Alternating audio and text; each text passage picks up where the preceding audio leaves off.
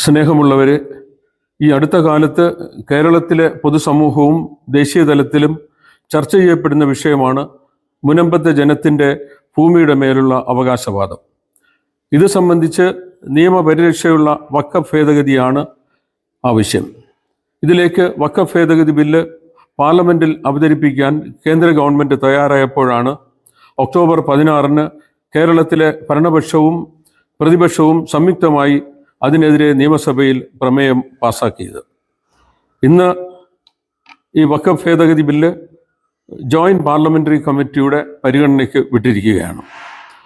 ഇത് ഒരുപക്ഷെ ഒരു വോട്ട് ബാങ്ക് രാഷ്ട്രീയത്തിൻ്റെ ഒരു നാടകം എന്ന് വേണമെങ്കിൽ നമുക്ക് പറയാൻ സാധിക്കും. ശാശ്വതമായ മുനമ്പം പ്രശ്നം പരിഹരിക്കാനുള്ള തീരുമാനമെടുക്കേണ്ടതിന് പകരം ഇരു മുന്നണികളും ഹതഭാഗ്യരായ ഒരു ജനതയെ വഞ്ചിക്കുകയായിരുന്നു. ഈ അവസരത്തിൽ മുനമ്പം ഭൂമി വഖഫ് ഭൂമിയാണെന്നും വഖഫ് ബോർഡ് ചെയർമാൻ ഡോക്ടർ MK സക്കീറിൻ്റെ പ്രസ്താവന അദ്ദേഹത്തിൻ്റെ സ്ഥാനത്തിന് ചേർന്നതല്ല. അദ്ദേഹത്തിൻ്റെ വാദമുഖങ്ങൾ ദുർബലമാക്കാൻ പഴയ 1987 വിലയാധാരങ്ങൾ പ്രദേശവാസികളുടെ കയ്യിലുണ്ട്. കേരള പബ്ലിക് സർവീസ് കമ്മീഷൻ ചെയർമാനായി പ്രവർത്തിച്ചിട്ടുള്ള അദ്ദേഹം ഒരു മതത്തിൻ്റെ വക്താവായി മാറിയത് തികച്ചും അപലപനീയമാണ്. ഇന്ത്യ രാജ്യത്തെ ഭരണാധികാരികളെയും ന്യായാധിപന്മാരെയും നയിക്കുന്നത് ഒരു മതേതര ജനാധിപത്യ പരമാധികാര രാഷ്ട്രത്തിൻ്റെ ഭരണഘടനയാണ്. ഇന്ത്യ ഒരു മതാധിഷ്ഠിത രാഷ്ട്രമല്ല. ഒരു മതത്തിൻ്റെ മതപരമായ നിയമങ്ങൾ, പ്രത്യേകിച്ച് ശരീഅത്ത്, വഖഫ് മുതലായ ഇസ്ലാമിക് ചിന്തകളെ മറ്റു മതങ്ങളുടെ മേൽ അടിച്ചേൽപ്പിക്കാൻ ശ്രമിക്കുന്നത് വലിയ ദുരന്തങ്ങളിലേക്ക് ഭാവിയിൽ നമ്മെ നയിക്കപ്പെടാം. വഖഫ് നിയമം ഇന്ത്യൻ ഭരണഘടനയുടെ അന്തസ്സത്തയ്ക്ക് ചേർന്നതല്ല. അത് അടിയന്തരമായി നിയമ ഭേദഗതിയിലൂടെ ഇല്ലാതാക്കേണ്ടതുണ്ട്.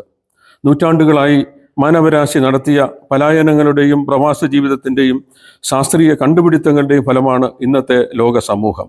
അത് മതത്തിൻ്റെ നിയമങ്ങൾ പറഞ്ഞ് ജീവിക്കാനും സ്വത്ത് സമ്പാദിക്കാനും കുടുംബം സ്ഥാപിക്കാനുമുള്ള മനുഷ്യൻ്റെ പരമമായ മനുഷ്യാവകാശങ്ങളെ ഹനിക്കുന്നതാകരുത്. മുനമ്പത്തെ ജനങ്ങളുടെ അതിജീവന സമരത്തെ വർഗീയ സമരമെന്ന് നമ്മുടെ സംസ്ഥാന ന്യൂനപക്ഷ ക്ഷേമ വകുപ്പ് മന്ത്രി ശ്രീമാൻ അബ്ദുൾ റഹ്മാൻ പറയുകയുണ്ടായി. രണ്ടാം പിണറായി സർക്കാർ മന്ത്രിസഭയുടെ ഒരു കൂട്ടം മന്ദബുദ്ധികളായിട്ടുള്ള ആൾക്കാരാണ് മന്ത്രിമാരായിരിക്കുന്നതെന്ന് ഈ തരത്തിൽ എനിക്ക് പറയേണ്ടി വരുന്നു. വിഴിഞ്ഞ സമരകാലത്തും കന്യാസ്ത്രീ അമ്മമാരെ അധിക്ഷേപിച്ചിട്ടുള്ള കക്കുകളി നാടക പ്രതിഷേധ സമരസമയത്തും ഈ മന്ത്രി പലപ്പോഴും പല വിഡിത്തങ്ങളും പൊതുസമൂഹത്തിൽ വിളിച്ചുകൂവുകയുണ്ടായി. മതന്യൂനപക്ഷ സമുദായമായ ക്രിസ്ത്യാനികൾക്ക് കിട്ടേണ്ട കേന്ദ്ര സംസ്ഥാന ഗവൺമെൻറ്റുകളുടെ ആനുകൂല്യങ്ങൾ സ്വന്തം സമുദായത്തിന് അനർഹമായി നേടിക്കൊടുക്കാൻ ഈ മന്ത്രി എപ്പോഴും തൽപരനാണെന്നുള്ള വാസ്തവം പൊതുസമൂഹത്തിനറിയാം. വാസ്തവത്തിൽ മന്ത്രി മുൻപ് പ്രസ്താവിച്ച ആ പ്രസ്താവന പിൻവലിച്ച് മാപ്പ് പറയേണ്ടതാണ്. 600-ലധികം കുടുംബങ്ങളെ ആശങ്കയിലാഴ്ത്തുന്ന മുനമ്പം പ്രശ്ന പരിഹാരത്തിന് 2008 ഇത് സംബന്ധിച്ച് പഠിച്ച് പരിഹാരങ്ങൾ നിർദ്ദേശിക്കാൻ സർക്കാർ നിയോഗിച്ച AMA നിസാർ കമ്മിറ്റിയുടെ കണ്ടെത്തലുകൾ വികലവും യാഥാർത്ഥ്യങ്ങൾക്ക് അകലെയുമാണ്. ബന്ധപ്പെട്ടവരിൽ നിന്ന് വിവരങ്ങൾ ശേഖരിക്കാതെയും രേഖകൾ ഒരുപക്ഷെ പരിശോധിക്കാതെയും യാഥാർത്ഥ്യങ്ങൾ മനസ്സിലാക്കാതെയും വഖഫ് ബോർഡിൻ്റെ ഏകപക്ഷീയമായ അവകാശവാദം അംഗീകരിച്ച് മുനമ്പം ഭൂമി വഖഫ് ഭൂമിയാണെന്നുള്ള വാദം അംഗീകരിച്ചു. ഇതേ തുടർന്നാണ് ഫറൂഖ് കോളേജ് സമ്മാനമായി ലഭിച്ച 404 ഏക്കർ ഭൂമി വിലയാധാരം ചെയ്ത് വിറ്റിട്ടും അവകാശവാദം ഉന്നയിക്കുന്നത്.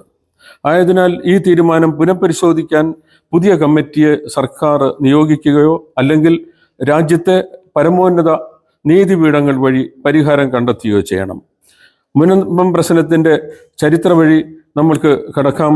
അതിനു മുമ്പ് ഈ അടുത്ത കാലത്ത് Kerala Catholic bishops council president cardinal Cleemis Bava തിരുമേനിയും Catholic bishops conference of India president archbishop Andrews താര തിരുമേനിയും ഈ ജോയിൻറ്റ് പാർലമെൻ്ററി കമ്മിറ്റിക്ക് മുൻപാകെ ക്രൈസ്തവരുടെ ഇതേ സംബന്ധിച്ചിട്ടുള്ള ആശയങ്ങൾ വെളിപ്പെടുത്തിക്കൊണ്ടു. അതിനുശേഷമാണ് ദേശീയ തലത്തിൽ ഇത് വളരെയേറെ ശ്രദ്ധിക്കപ്പെട്ടത് എന്ന് പറയാനായിട്ട് ഞാൻ ഈ അവസരം ഉപയോഗിക്കുകയാണ്. എന്താണ് വഖഫ്? 1995 വഖഫ് നിയമത്തിലും 2013 ഭേദഗതിയിലും വഖഫ് വിശദീകരിച്ചിട്ടുണ്ട്. ഇസ്ലാം മതം അനുസരിച്ചുള്ള ജീവകാരുണ്യ പ്രവർത്തനങ്ങൾ, മതപരമായ കാര്യങ്ങൾ അഥവാ ഭക്തകൃത്യങ്ങൾ തുടങ്ങിയവയുടെ ഉദ്ദേശത്തോടുകൂടി ഒരു വിശ്വാസി തൻ്റെ സ്ഥാവര ജംഗമമായ വസ്തുക്കൾ സമർപ്പിക്കുന്നതിനെയാണ് വഖഫ് എന്ന് പറയുന്നത്. വഖഫായി ലഭിച്ച വസ്തു അവയുടെ ഉപയോഗം അതിൻ്റെ ഉപഭോക്താവ് അവസാനിപ്പിച്ചാലും അത് വഖഫായി തുടരും. ഏത് ഭൂമിയും വഖഫാകണമെന്ന് ഒരു ഇസ്ലാമിന് വേണമെങ്കിൽ പറയാൻ സാധിക്കും. അത് വഖഫായി മാറും. 1902 തിരുവിതാംകൂർ രാജാവ് ഗുജറാത്തിൽ നിന്നുള്ള വ്യാപാരി മൂസ ഹാജി സേഠിന് മുനമ്പം പ്രദേശത്ത് 404 ഏക്കർ ഭൂമി പാട്ടത്തിന് നൽകുകയുണ്ടായി. 1948 സേഠിൻ്റെ പിൻഗാമി മുഹമ്മദ് സിദ്ദിഖ് സേഠ് ഈ സ്ഥലം സ്വന്തം പേരിൽ രജിസ്റ്റർ ചെയ്തു. ഈ ഭൂമിയിൽ ആ അവസരത്തിൽ ധാരാളം മത്സ്യത്തൊഴിലാളികൾ താമസിക്കുന്നുണ്ടായിരുന്നു. കുടികിടപ്പവകാശം നിലനിന്നിരുന്ന പ്രദേശമാണ് അദ്ദേഹം രജിസ്റ്റർ ചെയ്ത് സ്വന്തം പേരിലാക്കിയെന്നുള്ളത് നമ്മൾ ശ്രദ്ധിക്കേണ്ടതാണ്. പിന്നീട് 1950 മുഹമ്മദ് സിദ്ദിഖ് ഈ സ്ഥലം ഫറൂഖ് കോളേജിന് വഖഫായി കൈമാറ്റം ചെയ്തു കൊടുത്തു. ഒരുപക്ഷെ നമുക്ക് അത്ഭുതം തോന്നുന്നത്, കാരണം ഇത് പാട്ടത്തിന് നൽകിയ ഗവൺമെൻറ് ലാൻഡാണ്. അതൊരിക്കലും ഒരു വഖഫ് ഭൂമിയായിട്ട് മാറ്റാനായിട്ട് സാധ്യമല്ല. പിന്നീട് പ്രദേശവാസികളും ഫറൂഖ് കോളേജും തമ്മിൽ ഭൂതർക്കത്തിൽ ഒരു തർക്കത്തിൻ്റെ ഒരു പരമ്പര തന്നെ ഉണ്ടായി. 1975 പ്രദേശവാസികൾ കുടിയാൻ സംഘം രൂപീകരിച്ച് നിയമ നടപടികളുമായി മുന്നോട്ട് പോയി. അന്ന് അവർ വാങ്ങിയ വസ്തുവിൻ്റെ ആധാരം അവരുടെ പക്കലുണ്ട്. ഫറൂഖ് കോളേജിൻ്റെ 404 ഏക്കർ ഭൂമിയാണ് കൈമാറിയത്. ഭൂമി വിറ്റ വിലയിൽ ഫറൂഖ് കോളേജിന് 33 ലക്ഷം രൂപ ലഭിച്ചു. ഒരിക്കൽ പണം വാങ്ങി വിറ്റ ഭൂമിയാണ് വീണ്ടും അവകാശവാദം ഉന്നയിക്കുന്നത്. എങ്ങനെയാണ് പണം വാങ്ങി വിറ്റ ഭൂമി വഖഫ് ഭൂമിയായിട്ട് മാറപ്പെടും? 2022 ജനുവരി മുതൽ ഈ പ്രദേശത്ത് താമസിക്കുന്നവർക്ക് തങ്ങളുടെ വസ്തുവിൻ്റെ കരമടയ്ക്കാൻ ഒരു പരിധിവരെ സാധിക്കുന്നില്ല. ബാങ്കിൽ പണയപ്പെടുത്തി വായ്പയെടുക്കാൻ സാധിക്കുന്നില്ല.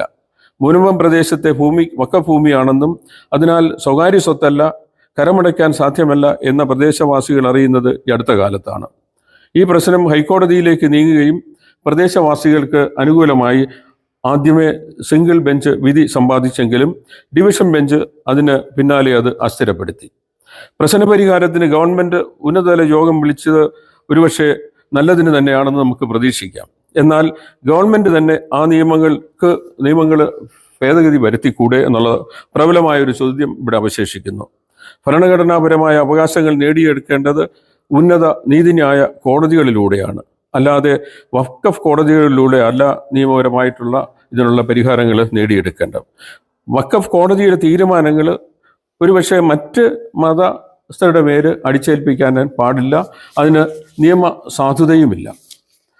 രാജ്യത്ത് വഖഫ് നിയമത്തിൻ്റെ പേരിൽ നടക്കുന്ന ഭൂമി കയ്യേറ്റം എതിർക്കപ്പെടേണ്ടതാണ്. ഭരണഘടനാ വിരുദ്ധമായ വഖഫ് നിയമം സ്വതന്ത്ര ഭാരതം കണ്ട കരിനിയമങ്ങളിൽ ഏറ്റവും വലുതാണെന്ന് പറയേണ്ടിയിരിക്കുന്നു. ആ നിയമനിർമ്മാണം നടത്തിയ കേന്ദ്ര സർക്കാർ ചിന്താരഹിതമായിട്ടാണ് ചെയ്തതെന്ന് നമുക്ക് മനസ്സിലാക്കുവാൻ സാധിക്കും. മതേതര രാജ്യമായ ഭാരതത്തിന് ഈ നിയമം ആവശ്യമില്ല. ഇതൊക്കെ പ്രോത്സാഹിപ്പിച്ചാൽ ഭാവിയിൽ വലിയ മനുഷ്യാവകാശ ധ്വംസനങ്ങൾക്ക് അന്യമതസ്ഥർ അനുഭവിക്കേണ്ടി വരും. ഭാരതത്തിലെ ഉന്നത നീതിപീഠങ്ങൾ അതുമൂലം ഭാരതത്തിലെ ഉന്നത നീതിപീഠങ്ങൾ വഴി ഇത് അടിയന്തരമായി റദ്ദ് ചെയ്യുകയാണ് വേണ്ടത്, കരണീയം. മുൻപത്തെ ഹതഭാഗ്യരായ ജനങ്ങളുടെ സ്വത്തിനും ജീവനും സുരക്ഷിതത്വം നൽകണം. അവർ കുടിയേറ്റക്കാരല്ല, കയ്യേറ്റക്കാരുമല്ല, റവന്യൂ പരിരക്ഷയുള്ള ഉടമസ്ഥരാണ് എന്നുള്ള യാഥാർത്ഥ്യം നമ്മൾ മനസ്സിലാക്കണം. സ്ഥലം പണം കൊടുത്ത് വാങ്ങിയ ഭൂവുടമകളാണ്. ഇന്ത്യയുടെ പല സ്ഥലത്തും കേരളത്തിലെ വിവിധ ഭാഗങ്ങളിലും വഖഫിൻ്റെ പേരിൽ സമാന സ്വഭാവത്തിലുള്ള നിയമയുദ്ധം നടക്കുന്നുണ്ട്. പല കുടുംബങ്ങളുടെയും സ്ഥാപനങ്ങളുടെയും മുകളിൽ ഡെമോക്രസിൻ്റെ വാളുപോലെ തൂങ്ങിക്കിടക്കുന്ന ഒന്നാണ് ഈ വഖഫ് നിയമം. ഇതൊരു ധർമ്മയുദ്ധമാണ്, അതിജീവനത്തിന് വേണ്ടിയുള്ള പോരാട്ടമാണ്. ഈ അടുത്ത കാലത്ത് അലങ്കാരികമായിട്ടാണെങ്കിലും വാവർസ്വാമി, ശബരിമലയിലെയും വാവർസ്വാമിയെ ബന്ധിപ്പിച്ചിട്ട് ഒരു ചിന്ത പങ്കുവയ്ക്കുകയുണ്ടായി. വാവറും ശബരിമല സ്വാമിയും വളരെ സ്നേഹബന്ധത്തിലായിരുന്നു. ഭാവിയിൽ ഒരുപക്ഷെ വാവർസ്വാമിയുടെ പള്ളിയും അതിനടുത്ത് ശബരിമലയും ഒരുപക്ഷെ ഈ വഖഫ് നിയമത്തിൻ്റെ പരിധിയിൽ വന്നുകൂടെ എന്നില്ല. അതുപോലെ നമ്മുടെ പ്രശസ്തമായ തീർത്ഥാടന കേന്ദ്രമായ വേളാങ്കണ്ണി ദേവാലയവും, മാതാവിൻ്റെ വേളാങ്കണ്ണി ദേവാലയവും ഇന്ന് ഈ വഖഫിൻ്റെ ഭീഷണിയിലാണ്. മാത്രമല്ല ഇന്ത്യയിൽ തന്നെ ഉത്തരേന്ത്യയിൽ ശ്രീകൃഷ്ണൻ്റെ ജന്മസ്ഥലമായ മധുരയോട് ചേർന്ന്, ആ മധുരയിലെ ക്ഷേത്രത്തോട് ചേർന്ന് തന്നെ ഒരു മുസ്ലിം പള്ളിയുമുണ്ട്. ഇന്നും അവർ മുസ്ലിം പള്ളി ആ ഈ ക്ഷേത്രത്തിൻ്റെ മുകളിൽ അവർ അവകാശവാദം ഉന്നയിച്ചിരിക്കുന്ന ചിത്രവും നമ്മൾക്ക് കാണാൻ സാധിക്കും. കേന്ദ്ര ഗവൺമെൻറ് അടിയന്തരമായി ജോയിൻ്റ് പാർലമെൻ്ററി കമ്മിറ്റിയുടെ പരിഗണനയ്ക്ക് വിട്ട ഈ ഭേദഗതി നിയമം പാർലമെൻറ്റിൽ അവതരിപ്പിച്ച് ഇത് പാസാക്കിയേ പറ്റൂ. മുൻപത്തെ കടൽക്കര പോലെ ആ കടക്കരയിലാണ് യേശുദമ്പുരാൻ നീതിയുടെ സുവിശേഷം മുഴക്കിക്കേട്ടത്. അസംഘടിതരായ ഒരു ജനത സ്വാഭാവിക നീതിക്ക് വേണ്ടി നിലവിളിക്കുന്നു. അവരുടെ രോദനം വനരോദനമായി മാറുക. അവർക്ക് നേരെ മുഖം തിരിച്ചു നിൽക്കാൻ ഭരണ പ്രതിപക്ഷ കക്ഷികൾ തീരുമാനിച്ചാൽ സത്യമെന്ന വാക്കിന് ജനാധിപത്യത്തിൽ എന്താണ് അർത്ഥം? മാമോദീസ മുങ്ങിയവന് ഇതിനെതിരെ പ്രതികരിക്കാതിരിക്കാൻ ആകുമോ? എതിർക്കാൻ ബാധ്യതയില്ലേ? കാലം നിങ്ങൾക്ക് മാപ്പ് തരില്ല.